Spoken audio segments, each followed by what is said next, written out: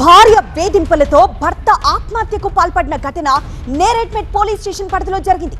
నేరేడ్మెట్ లక్ష్మీనగర్ లో నివాసం ఉంటున్న నగెల్లి శ్రీనివాస్ ప్రైవేట్ ఉద్యోగిగా పనిచేస్తున్నాడు. అతని స్వగ్రామం మంచిర్యాల జిల్లా మందమరి మండలం రామకృష్ణపూర్. 2012లో శ్రీనివాస్ వివాహం జరిగింది. భార్య ఎక్సైజ్ సిఐగా విధులు నిర్వహిస్తోంది. ఉద్యోగం వచ్చిన తర్వాత భర్తను దూరం పెట్టడమే కాకుండా శ్రీనివాస్ కుటుంబ సభ్యులపై వరకట్న వేధింపుల కేసు నమోదు చేసినట్లు తెలిసింది. గత 4 నెలలుగా శ్రీనివాస్ భార్యకు దూరంగా ఉంటున్నాడు. భార్య వేధింపులు కేసుల కారణంగా ఆత్మహత్య చేసుకుంటున్నాను అని సూసైడ్ నోట్ రాసి ఉరివేసుకొని ఆత్మహత్య చేసుకున్నాడు.